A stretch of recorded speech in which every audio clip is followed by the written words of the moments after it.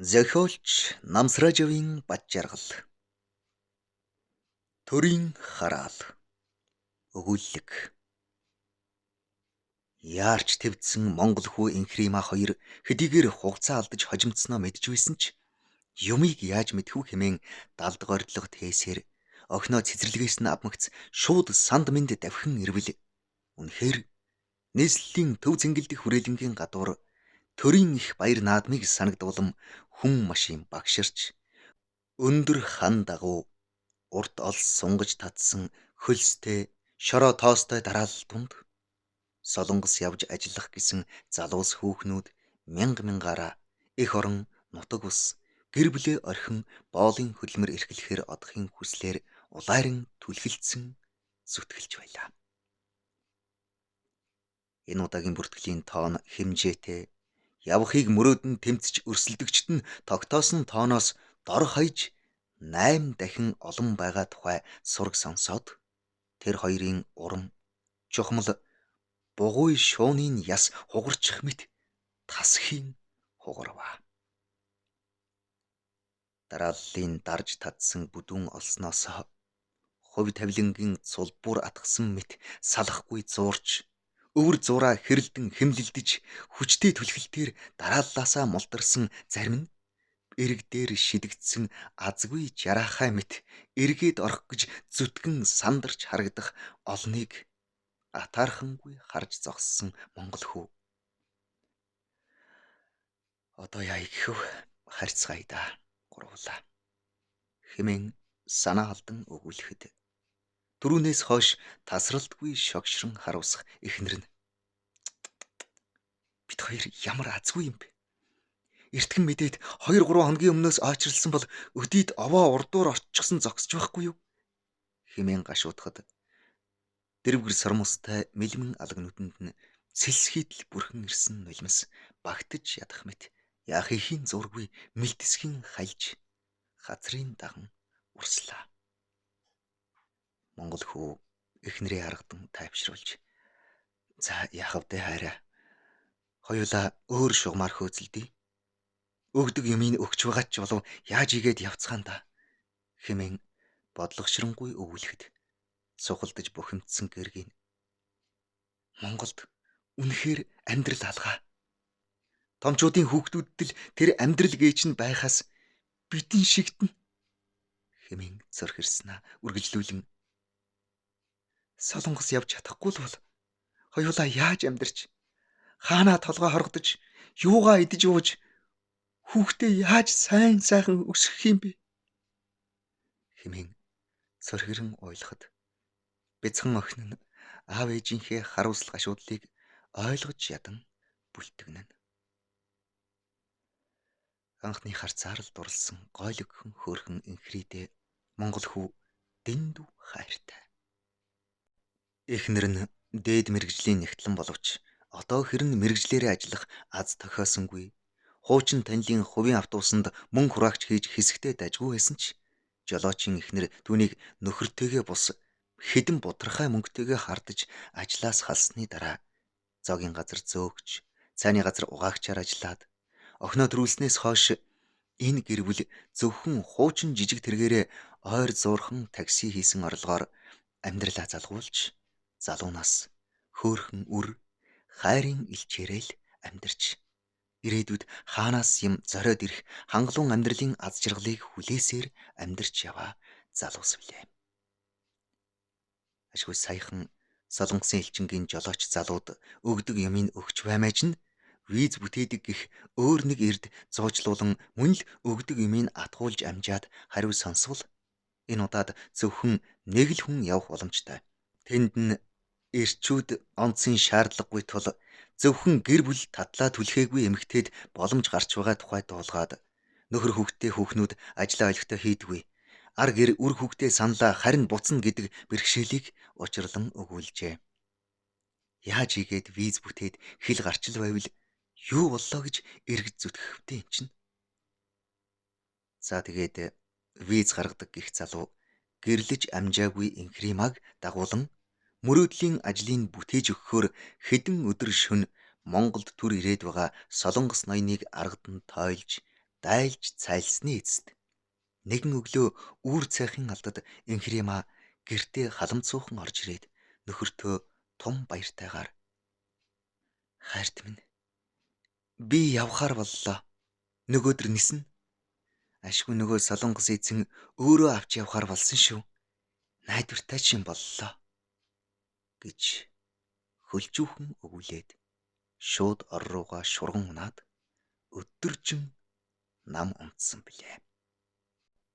Харин нутагт явах өдөр нь ирж залуу эр өглөө эрт эхнэрээ хамт явах гадаад ноёны буусан зочд буудалд хүргээд өдөр нь охиноо цэцэрлэгээс нь авч Чингис хаан нисх онгоцны буудлын руу давхилаа. Эзэн болох харь ноён нөхөр хүүхдтэйг нь мэдчихвэл онгоцноос ч хөөгөөд буулгаж мэдэх санагдаад зайдуухан зогсож машинаасаа Монгол хүү цувралдан давхиж ирсэн 3 гялгар машинаас уламж үзэсгэлэнтэй болсон мэт харагдах эхнэрээ хэрхэн гарч ирэхийг буурал халимагтай цулцгар намхан ир түнтэй хэрхэн харьцаж байгааг сэм ажихтаа охин нь ээжигээ харчихвал гарч гүйгээд уйлж зууралдан хамаг төлөвлөгөө баллчхаж мэднэ гэж хаширлаж утасныхаа тоглоомоор тоглоулан арын суудалтаа суулгав. Яг л харьд богтлогдож байгаа зовлонт бэрмэт Энхрима тэднийхээ нүдийг хариулж байгаад сэм гүн ирж охиноо тэрвэн үнсэн уйлахад сэтгэл хямарсан монгол хүү. Нарны хар шилэн цаана нь хэдийнэ үерлж амжсан эр ховор нулимсаа нууж ядан жолооныхаа ард суусаар байваа. Хайртынхаа ядаж ганц үнсэд үдхийг тэсвэрлэшгүй их хүсвч гай болж тэдэнд харчихвээ гэхдээ суудлынхаа хажуугаар булбрай цагаахан гарын л нэгэнтээ атгаж амжлаа. Хүмүүс дотгош орохоор хөдөлгөөнд орж нөгөө гадаад ир хэн нэгнийг харцгүйлгэн хайх бараанаар Энхрима сандран миний охин ээж нь одоохон эргээд ирнэ за. Аавтайгаа машиндаа сууж угаараа.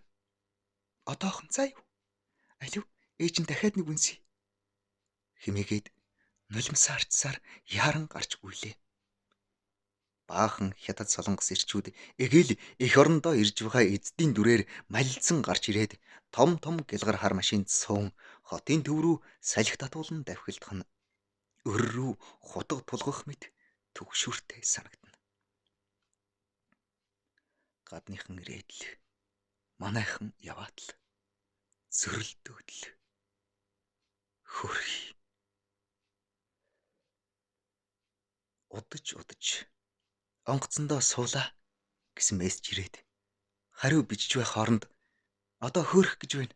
Утсаа унтраа гинэ гэсэн мессеж ирлээ. Түүний чин сэтгэлийн уярал хайрын үгтэй мессеж эхнэрийнх нь утсанд амжиж орж чадсангүй эх орныхоо тэнгэрээр хоромхонд нисээд эргэж ирлээ. Энхрийн утсаа хаажчихжээ. Аргач хүлдэ. Тийм л дүрмтэйгээс хойш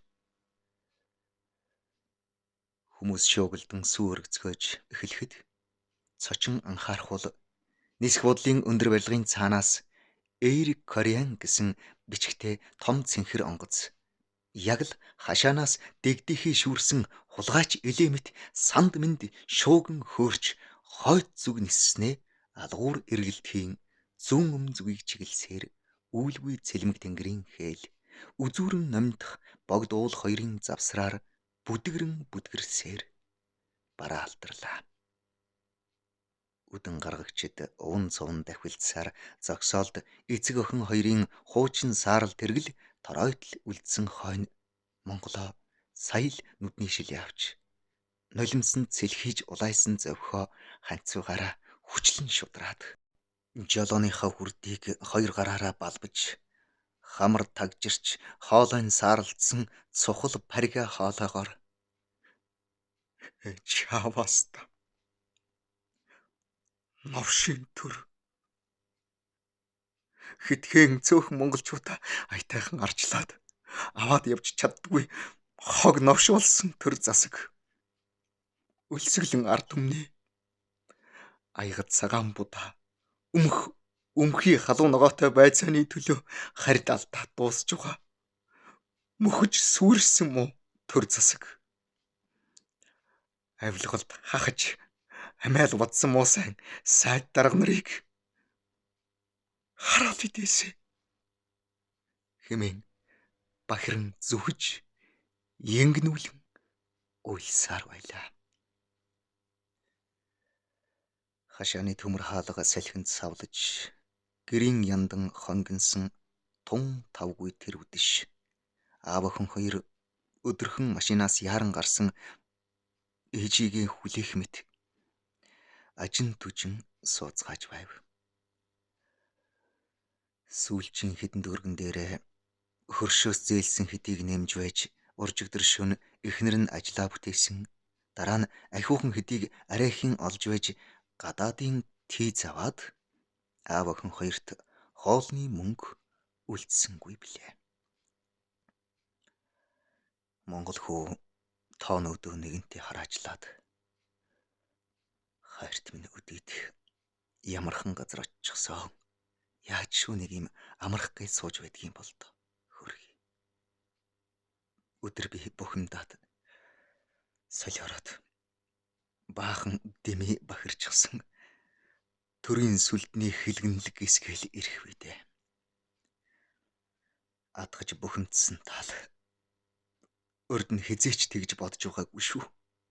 Төрийн сүлдний төм мэлмийг харж болгоож л байгаа байлгүй хэмээн дотроо сэм намжлахад охин нь тэрүүхэндээ ганцаараа ярин ээж намайг аваад явахгүй дээ. Би ээжтэйгээ хамт явмаар л байсан хэмээн гомдолтойгоор үглэж сууна. Эцэг нэгэнтээ шүүр салтаад за яах вэ? Муу сарампай тэрэг минь салаад унчхаагүй байхад аав охин хоёр өлсөн л гэж байхгүй шүү. Охин амтуулж хаад жаахан дахивхий да. Бензиний мөнгөч боллоо. Шөнийн баар сав хаах үед овоо хэд юм олчих тгсэн доогно. Би ядж байхад энэ муу аккумуляторын байж байгааг царайгна. За яах вэ? Болно доо хэмээн бодмоглож суулаа. Маргааш нь машин авахж байтал нэг олон оронтой дугаараас дуудлага ирж эхнэр нь яг л зэрэгэлдээ өрөөнөөс ярих мэт тодохноор ярьж байлаа. Сайн яваад ирсэн. Нэг зочд буудалд үйлчлэгчээр ажиллахаар хүлээж байгаа. Ажлаа бүттэлж нөгөө солонгос эзний ивэлд хэсэгтээ нуугдж амьдрах хэрэгтэй болсон. Төвхнөж томорч аваад чамаага яаралтай татнаа гэсэн товчхон яриаг сонсоод монгол хүү эхнэртэйгээ уулзсан мэт догдлон баярлав. Харь холд утасны үнэлгээ өндөр гардаг биз. Аюу бол хөрхий нууцаар залгасан байж ч мэднэ. Юу ч ядугаа сайн л яваад хүрсэн юм байж. Инхрима 7 хоногтоо нэг залгаж ярьдаг байснаа 2-7 хоногт дараа нь сардаа нэг уцтаж охинтойгоо голдуу ярьж илгээд өвтэн. 2 сар өнгөрсний дараа нэг залгахдаа эндээс хамт явсан эзэн нь хэлсэндээ хүрч ажилд оруулсан буудалдаа байрлаж тэндээ хооллож ундлаад гадагшаа гарах шаардлагагүй тул мөнгө хураахт боломжтой юм. Одохгүй та хоёртоо мөнгө явуулна да гэж баяртайгаар өгүүлв. Харин хизээ өөрийн татах талаар үг дуугарсангүй. Манай энэ шинэ эзэн их сайхан зантай хүн байдаг. Өвжөр настай гэм жаахан шалигдуу зантай юм блэ. Гэхдээ миний хайрт битгий элдвээ юм бодоорой. Би юу боллоо гэж ийм зөнг өвгөнтэй юу яхав дээ. Гэхдээ л сайн хүн. Надад их тусалдаг юм гэсээр яриагаа дуусглаа. Гэр орон нөхөр хүүхдээ санах нь арай гайгүй болж байгааг нь. Ашгүй орчиндоо жаал дасж байгаа юм байлгүй дээ. Нэгэн үдэш охиноо унтуулж хаад монгол хүү орондоо зурагт үзэж хэвтэхдээ нүүрэмгүй бүсгүй сүт залуугийнхаа хүзүүнээс зүүгдэн эрхэлж хайрт минь хэмээн өглөн тэмүүлхийг хараад 10-аад хоног утсаар ирээгүй эхнэрээ гинт өгүүлшгүй ихээр өгүүлэн саналаа. Эхнэр нь түүнд хайртай гэдгээ тэр бүр давтаж хэлээд байдгүй ч ор хөнжлийн халуун нандин харьцааныхаа эд оргил үед Гинт ухаан мэдрэлээ алдах мэт. Хайрт минь хэмээн сэрэл асан үглэн гиншдэг зуршилтай. Энэ дуу хаваа давчуу амьсгаатал дундуурах сөөнг солгой гиншин Монгол хүүд орчлонгийн хамгийн энхри танил эрх танхил хөг аялгуу болон сонсогдож сэтгэлийн жаргаадаг билээл.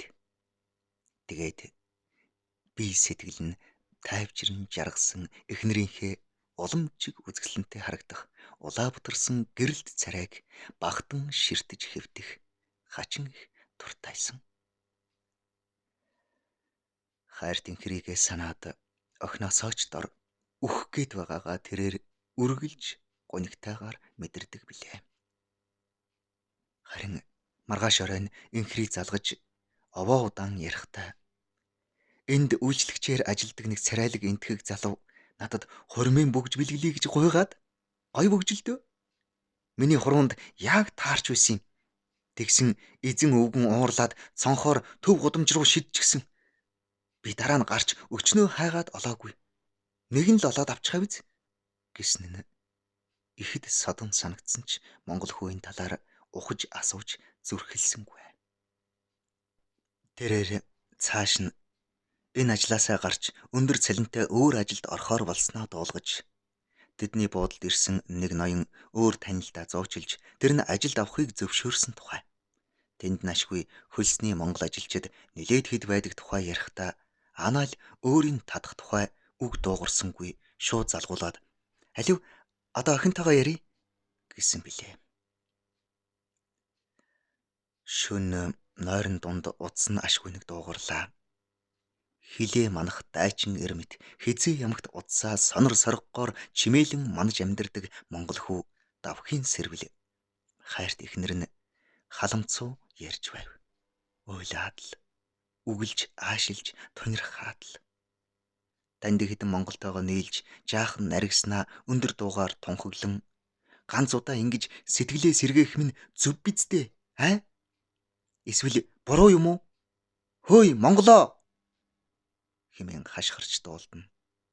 Хүний нутагт зовж явхад эх орондоо санаа амар жарган тарвалцж байгааг нь ялархан зарлаад "Наана чи зүгээргүй л байгаа. Битгий чи гэр орон бузарлаад угаарай" гэгчлэн ер нь л агсан тавих шинжтэй байлаа. Монгол хүү "За миний хайрт одоо унтчих. Уг нь чамаагаа ойлголгүй ах уу" их зэргээр арга дах аятайхан үг хайж эг маг тайвшруулах аядж байтал харилцуурын цаана хаалга тогших чимээ сонсогдож эхнэр нь цаашаа "Хэмбэ" хэмээн хашгирснаа удсаа салгалгүйгээр хаа нэг тийш торхийдл шидчих сонсогдов. Ганцаараа уйлан өглөж дуулдсаар төдөлгүй хаалга чихран нээгдэж эрэгтэй хүн монголоор ярьж дуулдана. Монгол хүү утсаа чихэндээ улам наан "Байна уу? Инхрима! Миний хань утсаа аваад яриарай. Хана" гэж хичнээн хашгираад нэмэр алга. Тэдний яриа маш тод дуулдаж сая орж ирсэн эр бол эхнэрийнх нь шинэхэн нөхөр болох нь илтэ болоод явчихваа. Тэрээр инхримаг нь тайвшруулан арга даатал. Монголдо очоод ч салахгүй үрд хамт байхыгаа андгайлж тангаргалаад л. Эхнэр нь ч жаал тайвшир бололтой шуг ихэр татах. Шов үнсэлдэх. Тэгээд хэсэг чимээгүй болцгоосноо гал тэрэг хөдлөөд явчих мэт эсвэл ямар нэгэн ойлгомжгүй төчгөнсөн чимээ хятнаж дуулдахад Монгол хүүгийн зүрх хөлдчих мэт хүйт даан хөндөрлөж бүхий л биеийн дагчин чихүцлээ. Би ч одоо юу дуурайд эхлэвэ гэж түгшин бодомглох агшнаа удсны цаанаас түүнд үргэлжид хамгийн энхри танил эрх танхил хөг аялгуу болон сонорт нь урсан ирдэг байсан өнөөхөл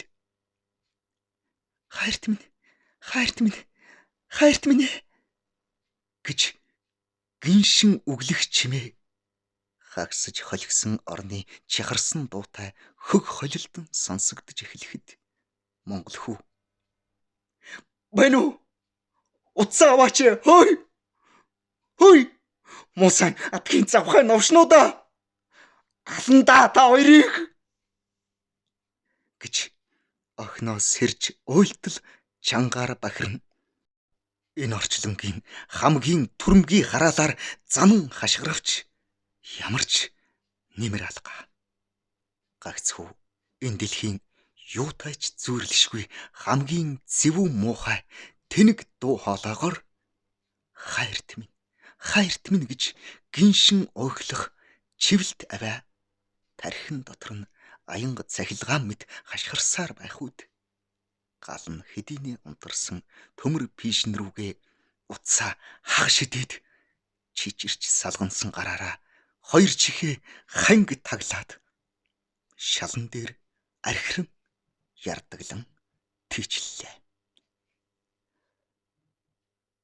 Өглөө нь Монгол хүү хамгийн хайртай хүнээ зурдаар хүлээд хонсон мэт ууй гашуутаагаар босч хэдэн хэсэг болж бутарсан утасныхаа сэгийг хогийн сав руу жигшилтэйгээр хөсөр шидэхтэй. Тийм ээ. Тийм шүү. Одоо надад энэ утас бүр дугаарч хэрэггүй. Бүгд бүх зүйл, бүх дурсамж, итгэл, хайр бүгд зөвхөн хогийн сав руу гүйцээ хэмээн архиран шивнэлээ. Утсаа хогийн сав руу шидснээ 1-7 хоногийн дараа мартаж сарын дараа утасны дугаараач мартав. Энэ хооронд харь орноос Энхрима олонтоо залгасан л байлгүй. Хагас жилийн дараа гэхэд хөдөө дайд нутгаас нийслэл хотоо мартагнаж жилийн дараа Энхримагч мартаж эхэлж байгаагаа мэдэрлээ. Гомдож харанхуйлсан сэтгэлд нь гэгээ нэмэх сайхан бүсгүй Монголдоо бас үлдсэн ч байж мэдэх шүү дээ. Төв зингэлдэх хүрээлэнгийн гадуур төрийн их баяр наадмыг санагдуулам хүн машин багширч өндөр хан дагуу урт олс сунгаж татсан хөлстэй шороо тоостой дараалал дунд Солонгос явж ажиллах гэсэн залуус хүүхнүүд мянгаараа их орон нутаг ус гэр бүлээ орхин боолын хөдөлмөр эрхлэхээр одохын хүслээр улайран түлхэлцэн зүтгэлж байлаа. Хэн нэг нь морь харахаар дарааллаасаа түр гарахад эргээд оруулахгүй тул лонхонд шээчхэд хоол хүнсээ зөөлгөж ичээд л зүтгээд байхажээ. Хэдэн галголомтондоо эсэм мэнд эргэн ирж хэдэн айлын гэр бүл тавгны алим мэт таллагдан хэрчигдэх болдоо. Хөрхий. Төр улсыг минь төрийнхэн сүлд өршөөгэй.